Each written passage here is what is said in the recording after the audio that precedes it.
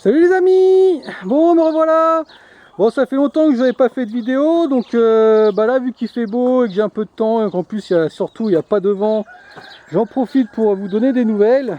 Vous êtes nombreux à m'avoir demandé des nouvelles, parce que ça fait longtemps que je n'en avais pas donné. Donc, comme je vous l'ai dit, entre le boulot et les animaux, souvent, j'ai pas le temps. En plus, là, c'était l'hiver, avec le sale temps, toujours le vent qu'on a ici. Faut que je tourne toujours le bon jour pour pouvoir faire la vidéo, et c'était compliqué, quoi. Donc là j'en profite, je vous donne des nouvelles. Donc comme je l'ai dit à certains, ici tout va bien, comme vous voyez, hein, on continue. Ça se passe bien. Niveau animaux, on n'a pas trop, on a arrêté, quoi. Je veux dire, on n'a pas pris de nouveaux animaux. Pour le moment, ça nous suffit, hein, entre les chèvres, les canards, les lapins, les poules et les cochons. Oui, les cochons, pour ceux qui ont suivi. Donc les cochons, je suis vraiment désolé, il fallait que je vous fasse des vidéos là-dessus, j'ai pas pu. C'était en plein hiver, en plus on a dû faire ça avec un ami, donc j'ai vraiment pas pu faire de vidéos. Mais sinon, ça y est, ils sont partis, hein. Donc comme prévu, on les a tués, c'était mi-janvier. On était embêtés parce que cette année, l'hiver, il était pas très rude, donc il faisait pas très froid. J'attendais des températures négatives la nuit pour être tranquille, pour pouvoir laisser reposer la viande, mais bon, c'était compliqué. Mais on a trouvé un ami qui avait une chambre froide, donc on a réussi à les abattre. On les a laissés en chambre froide quelques jours, et puis après ça a été le travail de les découper et compagnie, et ça nous a pris 4 jours. Il y avait 2 cochons, le premier jour on était 5-6, on a fait le plus gros, la découpe, tout ça, et puis les 3 jours suivants avec mon fils à 2, pour faire les saucisses, la charcuterie, la découpe, mettre tout au congèle et compagnie. Je suis vraiment désolé de ne pas vous avoir partagé ça, mais bon, cette année, vu qu'on va en reprendre cette fois-ci, faut vraiment que je vous le fasse. Donc comme je vous l'ai dit, on avait pris les cochons au mois de juin, on les a battus au mois de janvier, et puis on en a eu pour 200 et quelques kilos de viande, je crois, je ne me rappelle plus. Mais franchement, c'était la première fois, nos premiers cochons, et on regrette vraiment pas, hein. Franchement, on se régale avec, et puis c'est vraiment délicieux, quoi. Donc par contre, alors les chèvres, alors comme vous le voyez, pour ceux qui avaient suivi, on a fait leur maison l'année dernière. Donc vous voyez dans l'état qu'elle est un an après. Donc notre ami le bouc, il n'arrête pas de foncer partout. Avec les chèvres, en plus, elles n'arrêtent pas de grignoter la façade, parce que c'est du bois. Donc vous voyez, ils m'ont fait des trous. Bon, c'était prévisible, hein, je savais qu'elle me l'aurait détérioré. En plus, c'est un peu du léger, hein, parce qu'on a fait dans le pas cher. Mais je pensais pas autant quand même. Donc là maintenant, maintenant le beau temps revient, on va s'en occuper. J'avais pensé mettre des palettes, vous voyez, j'en ai déjà mis une là parce que là il m'avait défoncé le mur. Quand il était en train de traire les chèvres derrière, il n'était pas content quand il était en chaleur là. Et il nous rentrait dans le mur là comme ça, il nous a défoncé. Du coup avec la palette il y va plus, mais donc j'avais dit que je pensais faire entourer le tout en palette là comme ça pour le protéger, pour qu'il puisse plus l'abîmer. Mais là vu que j'ai quelques petites planches là que j'ai réussi à récupérer, je vais venir et les faire comme ça en travers. Comme ça va renforcer un peu la structure, et puis ils pourront plus venir bouffer le bois et l'abîmer, faire des trous, quoi, hein. Surtout dans l'angle là, vous voyez, il vient frotter ses cornes, il me l'abîme complètement. Donc là il faudrait que je mette un piquet en fer, une cornière, comme ça va le protéger. Sinon dans l'ensemble ça tient bien, la structure ça va, ça tient. Donc dans l'ensemble ça va. Par contre on a eu quelques petits problèmes avec nos amis les chèvres, il y a 3 semaines, un mois environ. En fait,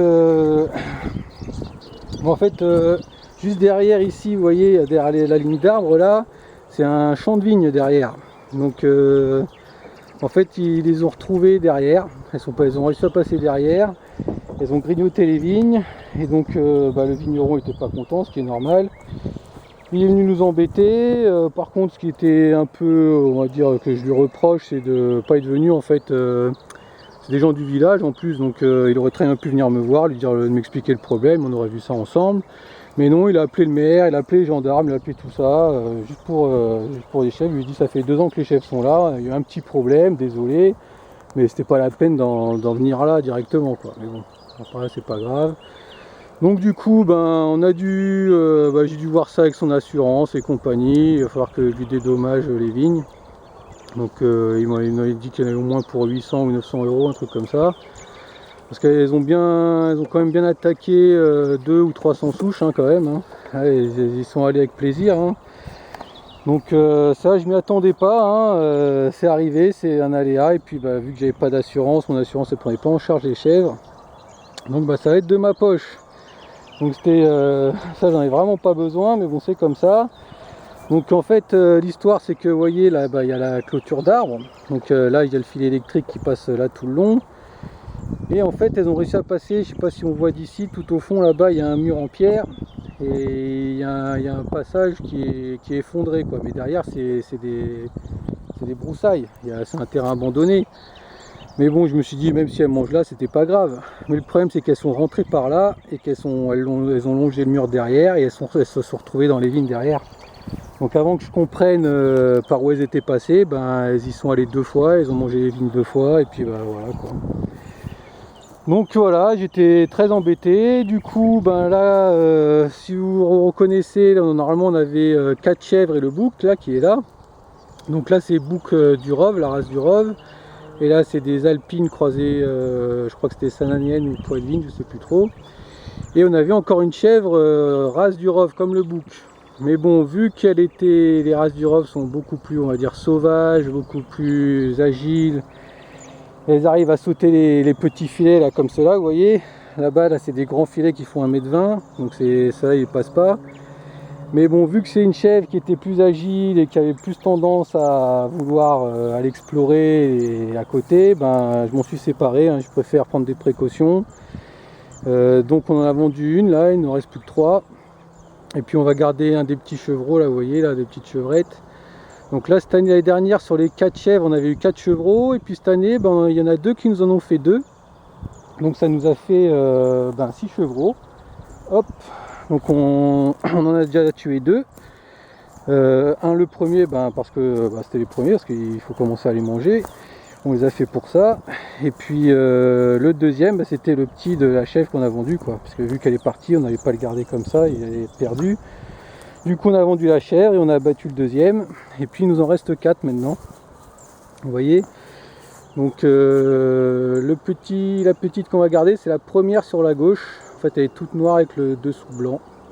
Elle est mignonne, elle est gentille, c'est elle qui vient le plus vers nous. Donc on va essayer avec elle, voir comment ça se passe.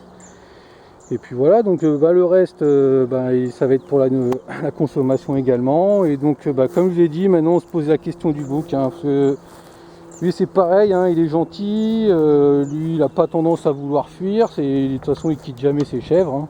Donc il reste toujours à côté de ses chèvres.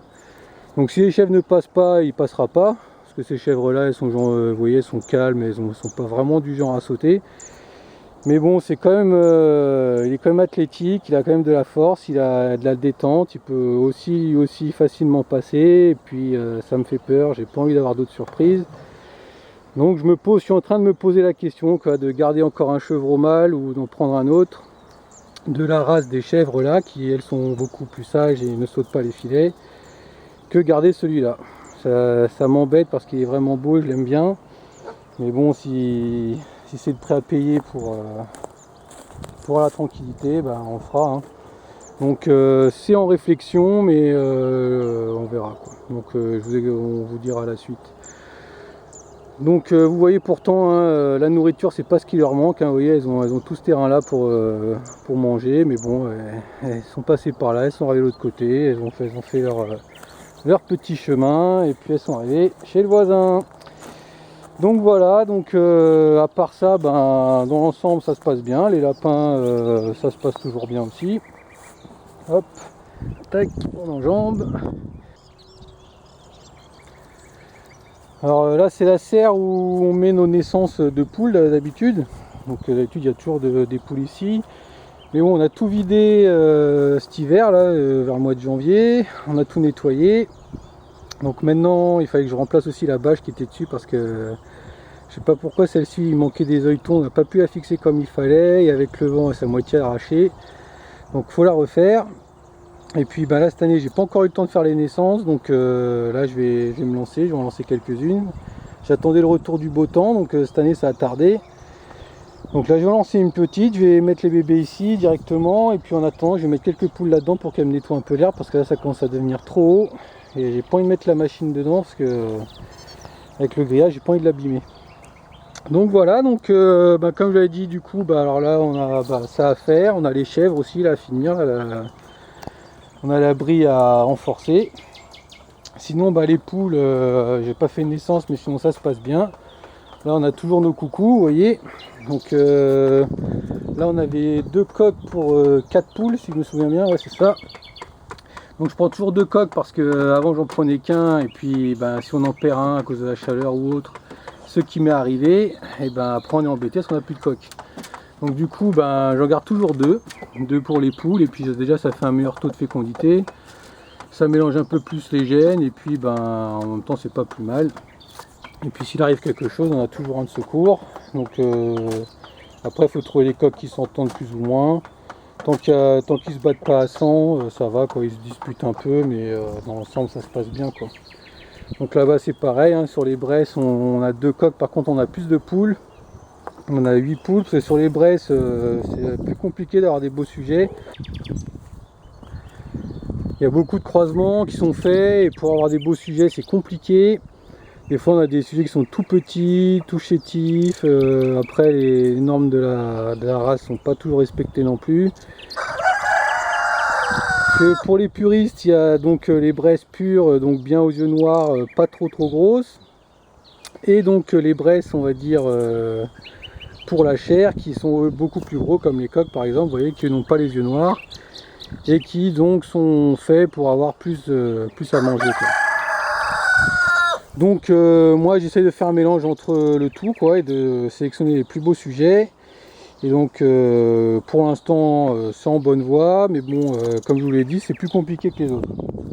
Donc sur les marrants, là par contre j'ai qu'un coq. Donc comme je vous l'ai dit, là j'ai commencé l'année dernière la race des marrants. Donc j'ai pas eu le temps d'avoir beaucoup d'œufs et beaucoup de sujets pour faire une bonne sélection, mais pour l'instant ça va, c'est pas trop mal.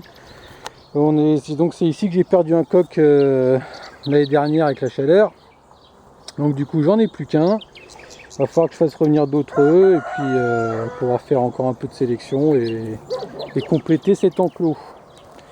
Sinon pour le reste, comme je vous l'ai dit, ça se passe bien. On a nos lapins qui sont là, donc vous voyez, hop. Donc là c'est la partie où on a tous les bébés quoi, de toutes les naissances, quand ils sont sevrés on les passe ici. Donc pour ceux qui ont suivi, pour ceux qui suivent vous savez déjà, hein, mais bon ici c'est les reproducteurs. Donc niveau reproducteur il y a eu un petit peu de changement. Donc comme vous pouvez le voir là-haut, là on a un beau papillon, vous voyez. Donc c'est dit bleu, hein, c'est gris, bleuté quoi, c'est des papillons bleus. Pour ceux qui avaient suivi, on avait eu des femelles, vous voyez déjà. On avait eu des belles femelles, donc 3, voilà, une là, une là. Elle vient de nous faire une portée. Elle a une portée qui va pas tarder à être sevrée. Et puis on a une portée qui a été sevrée il y a quelques semaines. Et donc maintenant avec elle on a ce beau mâle, qui vient en remplacement du beau mâle noir qu'on avait. Celui-là vous voyez il est beaucoup plus gros. Mais là il a la place du fauve de Bourgogne. Donc ceux qui ont suivi, vous voyez, on avait un beau fauve de Bourgogne ici, mais un matin on l'a retrouvé mort, donc on l'a plus. Donc on se retrouve avec nos 2 femelles encore, mais qui n'ont plus de mâle. Parce que ici je vous dis, pour trouver des fauves de Bourgogne c'est compliqué. Et en plus pour en trouver des beaux c'est encore plus compliqué. On a juste une portée qu'on avait eue au dernier moment. Donc là j'ai 2 femelles et un mâle. Par contre c'est les enfants de celle-ci. Donc c'est pas super quoi. Donc en attendant, pour dépanner on va dire, on va prendre le mâle celui-ci. En attendant d'en trouver un bien quoi. Parce que je vous dis ici c'est compliqué. Alors pour les chiens, vous voyez, on a un nouveau petit chien avec nous, vous voyez, c'est toujours en dog argentin. Parce qu'on avait notre femelle qui a bientôt 5 ans, qui a vraiment besoin de faire une portée. En plus c'est vraiment une maman poule, hein. Ici dès qu'il y a des bébés, elle est toujours avec eux. On n'a pas réussi à trouver un beau mâle, donc c'était compliqué. Et donc on avait vu une annonce avec avec un petit qui vendait, on s'est dit bah écoutez on va prendre ça et puis on fera une portée avec et puis voilà, parce qu'en plus il est gentil comme tout, donc voilà quoi.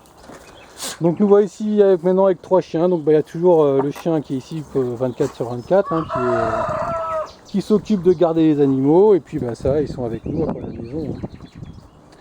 Donc bah voilà, donc ben je vais pas être trop long, donc ben, si vous avez des questions ou autres, hein, bah, sur les commentaires comme d'habitude, et puis moi je vous fais bientôt d'autres vidéos parce qu'il y a encore beaucoup de choses à dire.